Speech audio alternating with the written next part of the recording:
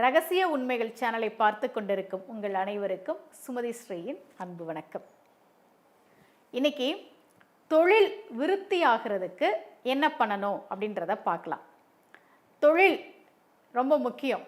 ஏன்னா நம்ம எல்லாருமே பணம் சம்பாதிக்கத்தான் போராடிட்டு இருக்கோம். அந்த தொழிலில் ஒரு வளர்ச்சி இருக்கணும், நல்ல வருமானம் இருக்கணும். அப்போ தான் நம்ம வாழ்க்கையை நல்லபடியாக நம்ம வாழ முடியும். இந்த தொழில் விருத்திக்கு என்ன பண்ணுறது அப்படின்றத பார்க்கலாம். நீங்கள் கவனிச்சிருக்கீங்களா? சின்னதாக ஒரு கடை ஆரம்பிச்சிருப்பாங்க, பக்கத்துலேயே இன்னொரு பிரான்ச் தொடங்கியிருப்பாங்க, அப்புறம் பக்கத்து ஊரில் போய் இன்னொரு கிளை தொடங்கியிருப்பாங்க. அது மாதிரி நிறைய நிறுவனங்களை அவங்க தொடங்கியிருப்பாங்க. சின்னதாக ஆரம்பித்தோம், இன்றைக்கி எங்களுக்கு ஒரு 50 பிரான்ச் இருக்குது அப்படின்னு சொல்கிற நிறைய நிறுவனங்கள் தமிழ்நாட்டிலேயே இருக்குது. அந்த அளவுக்கு அவங்களுக்கு தொழிலில் வளர்ச்சி இருக்குது, உயர்வு இருக்குது. சில பேர் பாருங்கள், என்ன தொழில் ஆரம்பித்தாலும் அதில் வளர்ச்சியே இருக்காது, நஷ்டமாயிட்டே இருக்கும். சரி, இதுக்கெல்லாம் என்ன பரிகாரம் பண்ணி சரி பண்ணலான்றத சொல்கிறேன். முதல் விஷயம், எங்கே உங்கள் அலுவலகம் இருக்கோ அந்த இடம் சரியாக இருக்கான்னு பாருங்கள். வாஸ்துப்படி அந்த இடம் சரியாக இருக்கா? சில இடங்களை பாருங்கள், ஒரு தொழில் தொடங்குவாங்க, அது நஷ்டமாகி அவங்க காலி பண்ணிட்டு போயிருப்பாங்க. இன்னொருத்தர் அந்த இடத்துல தொழில் ஆரம்பிப்பாங்க, 2 மாதத்தில் அவங்க காலி பண்ணிவிட்டு நஷ்டத்தில் போவாங்க. திரும்ப ஒருத்தர் வருவாங்க, எவ்வளோதான் கையில் பணம் வச்சுருந்து நல்லபடியாக இன்வெஸ்ட் பண்ணியிருந்தாலும் வருமானம் இல்லாமல் அவங்களும் அந்த இடத்த காலி பண்ணிட்டு போவாங்க. இது மாதிரி கடைகள் இடங்கள்லாம் நீங்கள் நிறைய பார்த்துருக்கலாம். இந்த இடங்களில் சல்லிய தோஷம் இருக்குதுன்னு அர்த்தம். அப்போது உங்களோட தொழில் நிறுவனத்தில் உங்களுக்கு வளர்ச்சி இல்லை, வருமானம் இல்லை, ரொம்ப கஷ்டமாக இருக்குது, கடன் ஆகுதுன்னா அந்த இடம் சரியாக இருக்கா அப்படின்றத முதல்ல நீங்கள் கவனிக்கணும். சல்லிய தோஷம் இருக்கா அப்படின்றத பாருங்கள். வாஸ்துப்படி அந்த இடம் நல்லா இருக்கா அப்படின்றத நம்ம பார்த்துட்டு தான் ஒரு தொழில் நிறுவனத்தை தொடங்கணும். முதல் விஷயம். ரெண்டாவது, நம்முடைய தொழில் ஸ்தானம் எப்படி இருக்குது அப்படின்றத பார்க்கணும். ஜாதகத்தில் ஒருத்தருடைய தொழிலை குறிக்கக்கூடிய ஸ்தானம் 10ஆம் பாவகம். என்னுடைய குருநாதர் எனக்கு ஜோதிடம் கற்றுக் கொடுக்கும்போது சொன்னார், 2ஆம் அதிபதியும் 10ஆம் அதிபதியும் தொடர்பு கொள்ளும்போது பேச்சின் மூலமாக வருமானம் கிடைக்கிற அமைப்புனார். யாரெல்லாம் பேச்சு மூலமாக வருமானம் கிடைக்கக்கூடியவர்கள்? பேச்சாளர்கள், ஜோதிடர்கள், வழக்கறிஞர்கள். இந்த மாதிரி நான் பேச்சாளர், எனக்கு தொழில் பேச்சு, ஆன்மீக பேச்சாளராக நான் நிறைய இடங்களுக்கு பேச போகிறேன்.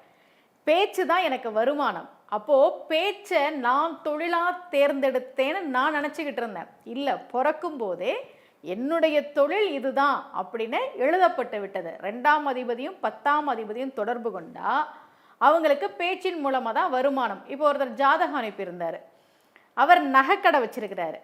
அப்பா ஆரம்பித்த தொழில் நான் பார்த்துக்கிட்டு இருக்கேன் மேடம் அப்படின்னாரு. அப்பா ஆரம்பித்ததை விட நான் நல்லா டெவலப் பண்ணி கொண்டு வந்திருக்கேனாரு. ஏன்னா அவருக்கு குருவும் சுக்கிரனும் 10ஆம் இடத்துல இருக்குது.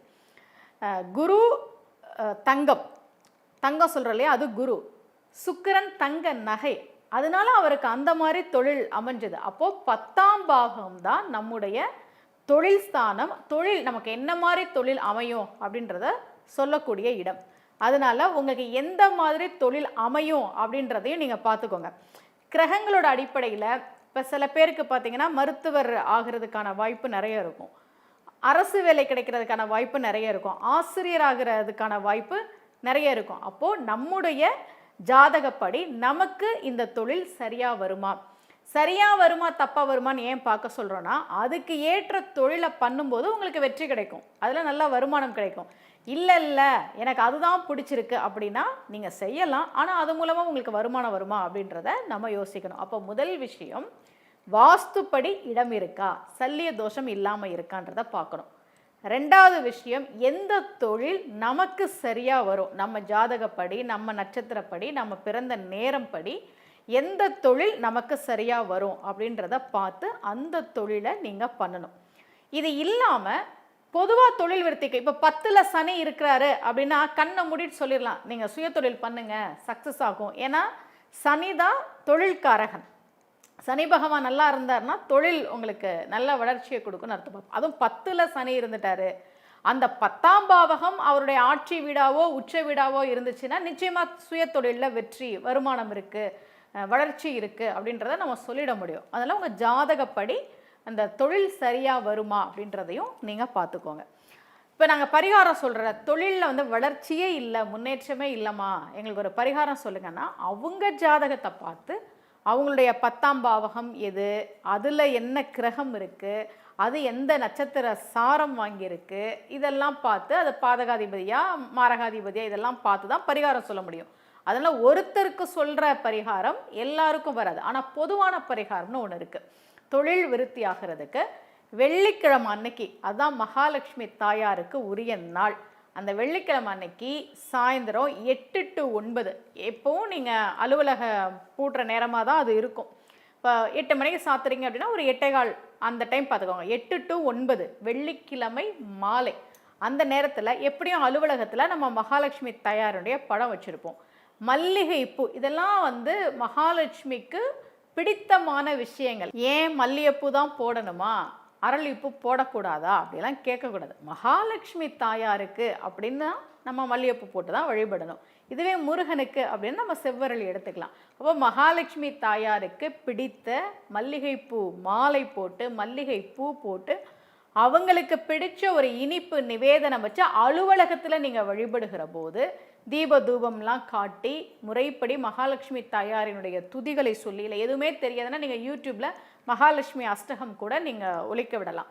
இதை தொடர்ந்து செய்து வருகிற போது நிச்சயமாக வியாபாரத்தில் விருத்தி, முன்னேற்றம், உயர்வு இதெல்லாம் பார்க்க முடியும்.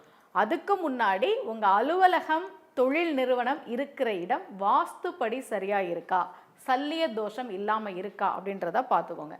உங்களுடைய தொழில் ஸ்தானம் வலிமையாக இருக்கா, தொழில் பண்ணுறதுக்கான தகுதியோட நம்ம ஜாதகம் இருக்கா அப்படின்றத பார்த்துக்கோங்க.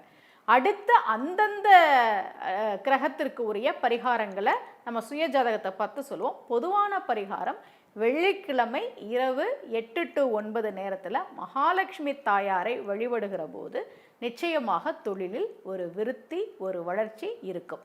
மீண்டும் சந்திக்கலாம். அனைவருக்கும் அன்புடன் சுமதி ஸ்ரீ.